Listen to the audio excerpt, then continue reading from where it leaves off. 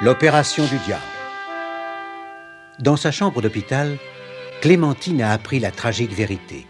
À moins d'un miracle, elle ne pourra plus jamais marcher. Le professeur de la Trousse décide alors de tenter l'impossible et l'espoir renaît dans les yeux de Clémentine. Un espoir que Malmotte ne peut tolérer. Depuis son antre de feu, le monstre démoniaque attire le chirurgien dans un traquenard, puis le tue.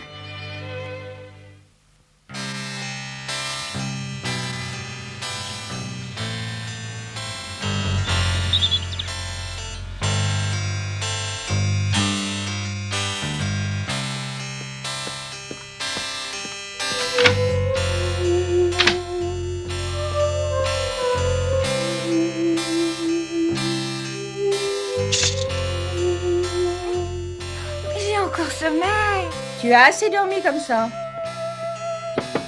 Quand on dort trop, on se ramollit et c'est très mauvais pour la santé. Allez, assieds-toi. Ne profite pas de ta maladie. Ça fait 3 semaines que tu as été opérée. Aujourd'hui, c'est moi qui vais te faire ta toilette. Mais vous me tirez les cheveux. Mais tu te prends pour une princesse ou quoi? Regarde comme tu es vilaine et sale.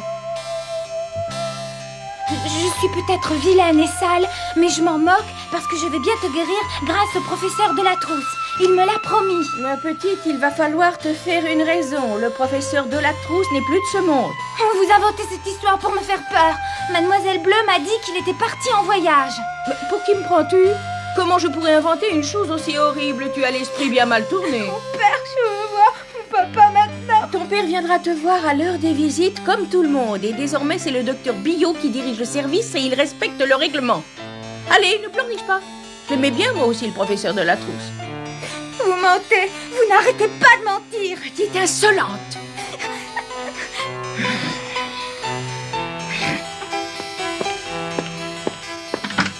On commencera les exercices de gymnastique dès cet après-midi. Et c'est moi qui m'en occuperai.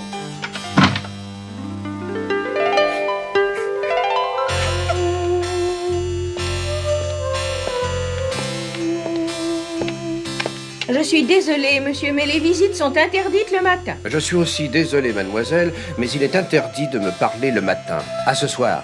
Ah. Attendez, monsieur, je vous ai dit que les visites étaient interdites le matin. Docteur Billot! Docteur Billot! Papa! Oh, chérie. C'est pas vrai ce qu'elle m'a dit, mademoiselle Chevrotine. Il est pas mort, le professeur. Il a eu un accident, lui aussi, et plus grave que le nôtre. C'est vrai, il est mort. C'est une perte irréparable pour la médecine. Docteur Billot, j'ai l'honneur et la tristesse d'être le remplaçant du professeur de la Trousse. Ce qui lui est arrivé est épouvantable. Un homme si calme, si prudent, mais pourquoi conduisait-il aussi vite?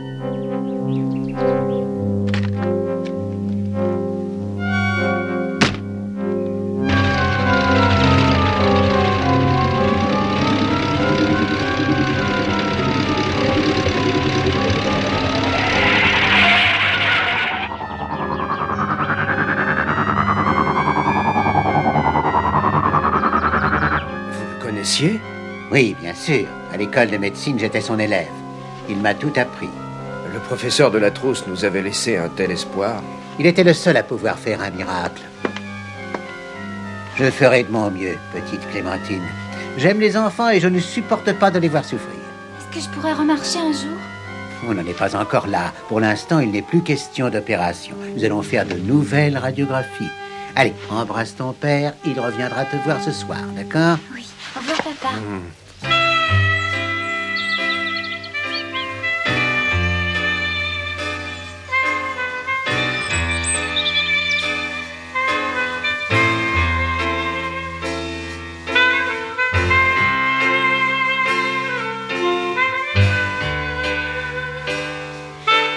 Oh, voilà un village.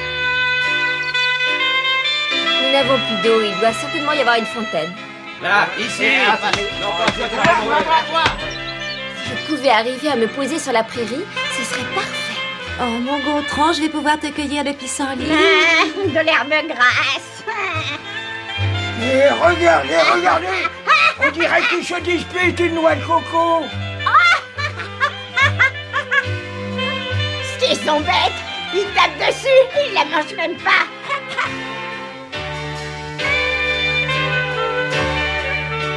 Oh non, non!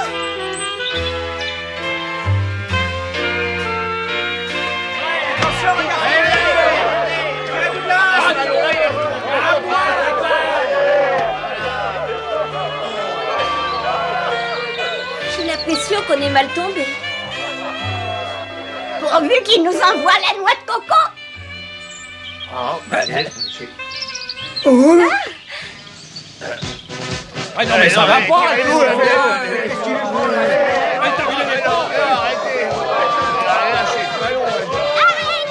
moitié, mon vieux. C'est moi qui l'ai trouvé le premier. De toute manière, tu te trompes. C'est pas une noix de coco. Ah bon? C'était une ruse de singe. À moi la noix de coco. À moi. Donne.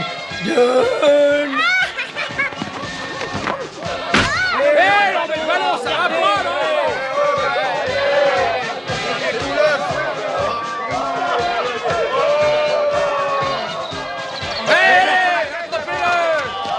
Après ça.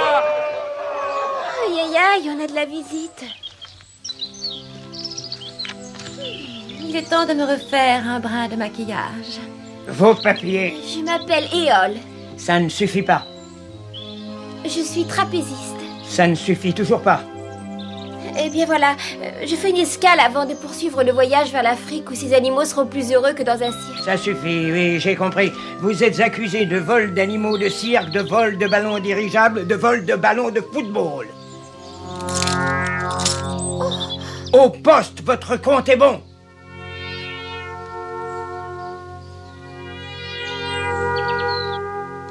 Belote.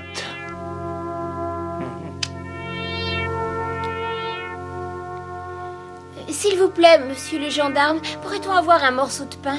Nous mourrons de faim. Moi, j'aime bien les animaux, mais je n'aime pas les bohémiens.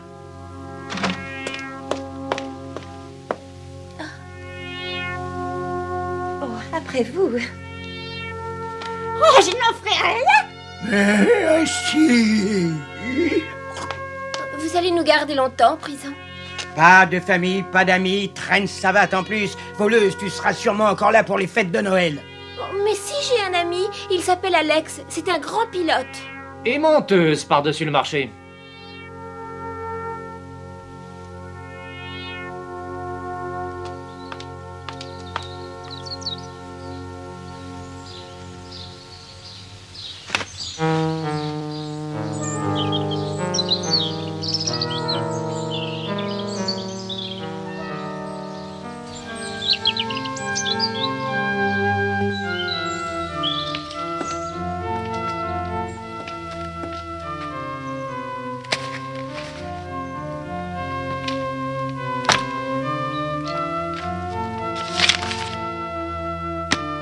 Cet avion, mon brave Basile, je te le donne. Je sais que c'est un vieux coucou, mais tu seras certainement capable de le bricoler.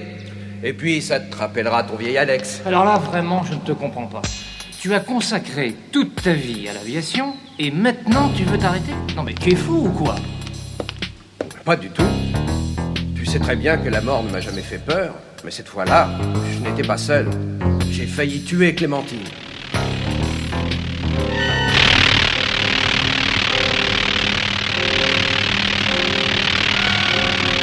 Oh non!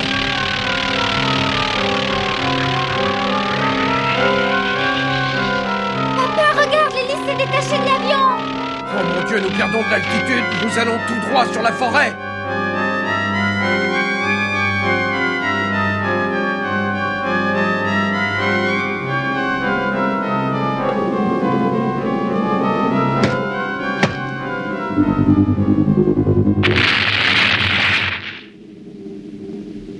Mais tu n'y es pour rien, c'était un sabotage. Et en plus, poser un avion sur un mouchoir de poche, c'est un exploit. Tu le sais très bien d'ailleurs. Les exploits et les honneurs, je m'en moque. Désormais, la seule chose qui compte, c'est ma fille. Maintenant que le professeur de la trousse est mort, je dois rester auprès d'elle. Papa, c'est un message d'Éole.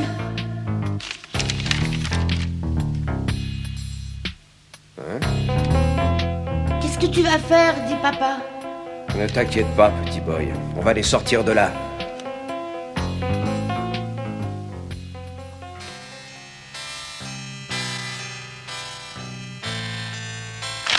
Papa, il faut sauver Eole et ses animaux. Bien sûr, ma chérie. J'ai téléphoné à la gendarmerie, mais ils n'ont pas l'air commodes. Il va falloir que j'y aille. Il faut y aller tout de suite, papa, tout de suite. Avec l'avion. Mais je ne peux pas te laisser toute seule dans les pattes de cette horrible infirmière. Mademoiselle Chevrotine. Oh, et depuis l'arrivée du nouveau docteur, elle est devenue très gentille. Et nous sommes amis maintenant. Des amis? Tu n'exagères pas un peu? Mais non, je te jure, c'est même elle qui va s'occuper de ma rééducation. Et puis, tu as vu le docteur Bio? Eh bien, il trouve que sur ma dernière radio, je sais plus comment il a dit. Il a dit que tout allait bien. Bonjour, mademoiselle Chevrotine. N'est-ce pas que nous sommes amis maintenant? Mon père n'arrive pas à le croire. Il a peur de me laisser seule ici. Il ne veut même pas s'en aller. S'en aller? Il doit s'en aller? Eh oui, il le faudrait. Il doit s'en aller pour sauver nos amis qui sont en prison loin d'ici. Oh, dites-lui, mademoiselle Chevrotine, dites-lui qu'il n'a rien à craindre et que je suis dans de bonnes mains. Vous pouvez partir tranquille, je veillerai sur elle. Promis. Elle est pour moi, cette piqûre? Mais non, mon trésor, c'est pour la malade d'à côté. Mon trésor. Elle a bien changé tout d'un coup, cette infirmière. Et cette autre infirmière, la mademoiselle Bleue, qui est si gentille, elle s'occupe toujours de toi? Oh, mais oui, bien sûr. Alors tu vois, je ne suis pas toute seule ici. Mademoiselle Bleue, Petit Boy, il y a aussi Léonie, et puis Lico, et le docteur Bio. C'est Eole qui a besoin de toi, pas moi. Je vais voir le docteur Bio.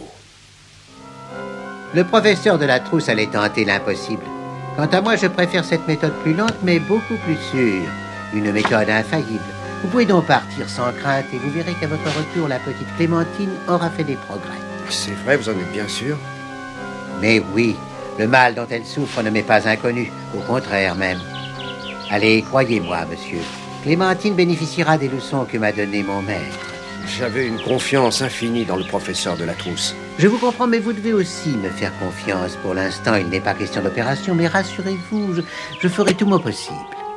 Et vous verrez, à votre retour, je suis persuadé qu'elle sera méconnaissable.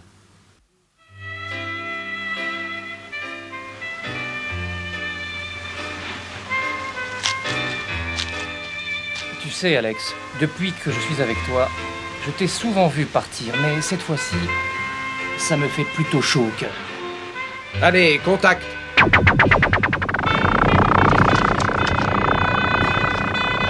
revoir, reviens-nous vite, papa! Crois-tu qu'il ramènera Starlet? Si tu veux en avoir le cœur net, pars donc avec lui. Mais j'y songe, figure-toi. Oh, vous entendez ça? L'amour lui fait pousser des ailes.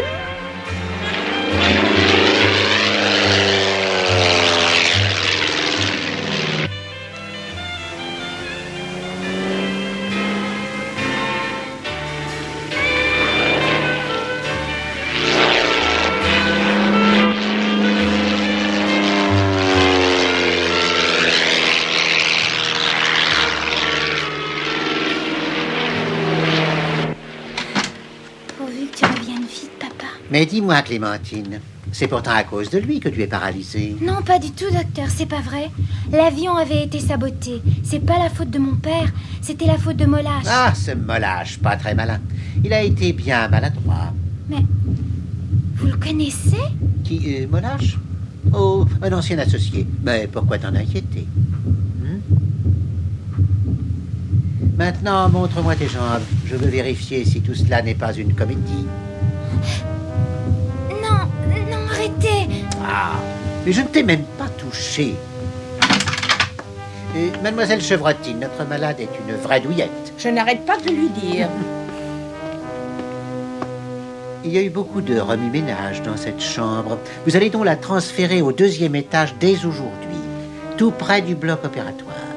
Jusqu'à nouvel ordre, les visites sont interdites et vous fermerez la porte à clé. Bien, docteur. Quant aux promenades dans le parc, vous remplacerez Mademoiselle Bleue à partir d'aujourd'hui. Suis-je assez clair?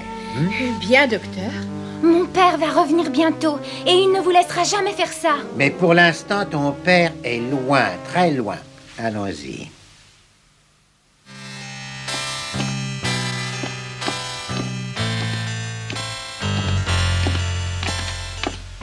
Jusqu'à nouvel ordre, les visites sont interdites, monsieur. Comment? Sur ordre de qui? Ordre du docteur Billot. Ce nouveau docteur est terriblement sévère. Mais je vous donnerai des nouvelles de Clémentine. Je me débrouillerai. Merci, mademoiselle. Vous pourrez lui donner nos paquets. Ça, c'est le gâteau qu'elle adore, fabrication Léonie. D'accord. Mademoiselle Bleue, vous voulez vous faire renvoyer? Pas de gourmandise pour les malades, c'est compris?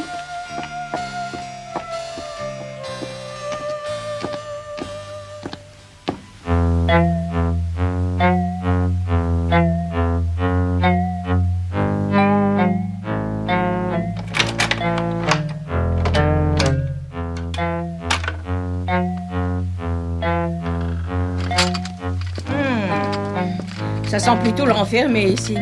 Allez, c'est l'heure de ta promenade. Il faut que tu ailles prendre l'air.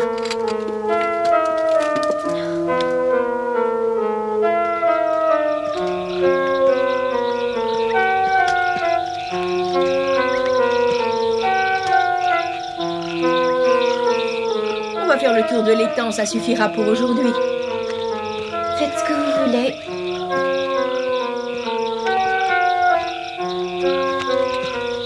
Qu'est-ce que c'est?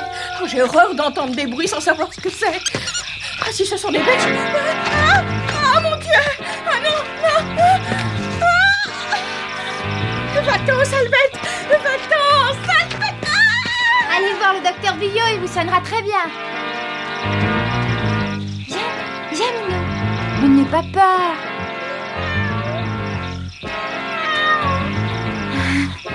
Tu es jolie.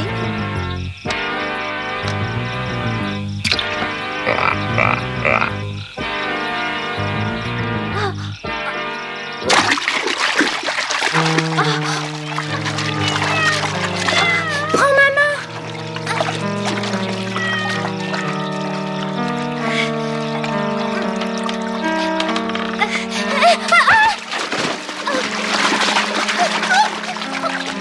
Viens donc, Clémentine, j'arrive.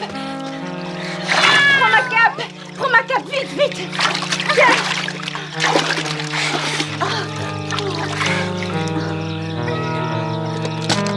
Oh, Clémentine, tu es inconsciente, on ne peut plus tu rester au fond du lac. Mais il fallait bien que je sauve le petit chat. Mais quel petit chat? Celui-là?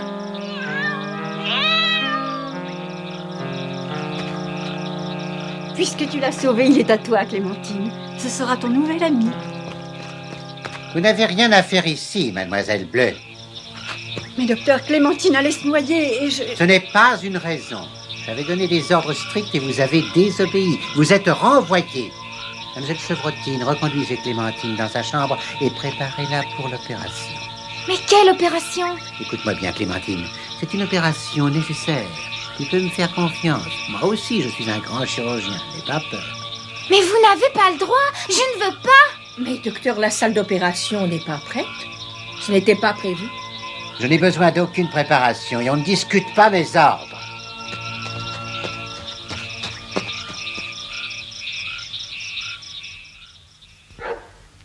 Oui, elle va très bien. Oui, bien sûr. On a des nouvelles tous les jours. Ce qui me gêne le plus dans tout ça, c'est qu'on ne puisse pas rendre visite à Clémentine. Rien n'a changé de ce côté-là. Heureusement, demain, vous serez là. Vous avez réussi à sauver Eole et ses animaux, et ça, c'est une bonne chose au moins. Non, c'est Gontran, c'est lui qui miaule. Oh, je sais pas ce qu'il veut. Oui, d'accord, on vous embrasse tous. Et ma Starlet dans tout ça? Au revoir. Ah, vous êtes là. Mon Dieu, mais c'est Mademoiselle Bleue. Bonsoir. Oh, il se passe des choses très graves à l'hôpital, madame. Le docteur Billot est un fou dangereux. Il veut opérer Clémentine dès ce soir. Il l'a décidé sans consulter personne. Il faut faire quelque chose sans attendre. Oui, vous avez raison. Allons-y maintenant.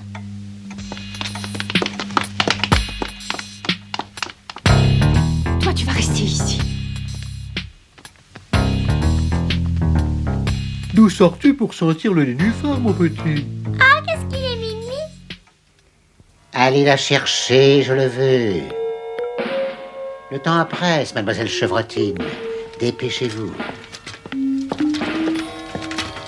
savez très bien ce qu'il va faire, n'est-ce pas?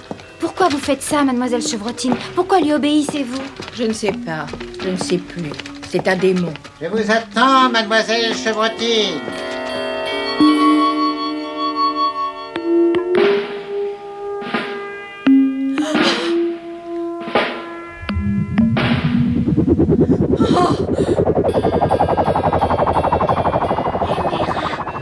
Et moi qui croyais que tu m'avais abandonnée.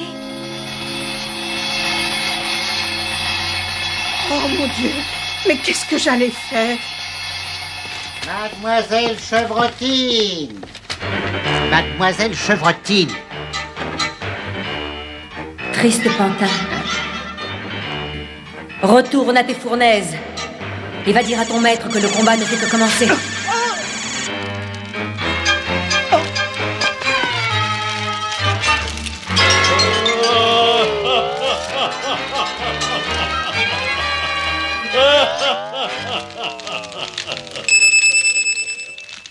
Tu as raison, Emera. Notre combat ne fait que commencer, je te le promets. Tu perds ton temps, Malmotte. Clémentine est sous ma protection. Justement, Emera, je vois très bien que tu tiens à cette petite comme à toi-même. Elle te ressemble beaucoup, je l'avouerai. Tu n'auras jamais le droit de régner sur cette terre, Malmotte. J'y veillerai.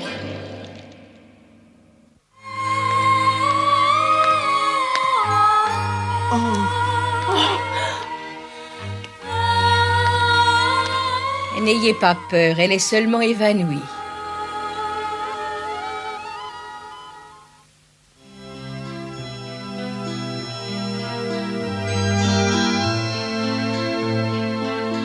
Papa, tu es là?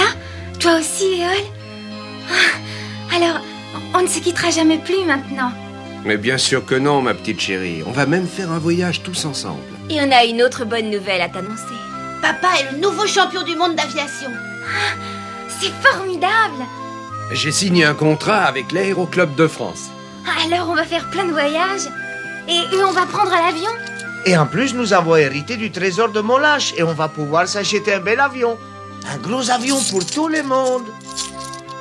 Sans oublier mon chaton.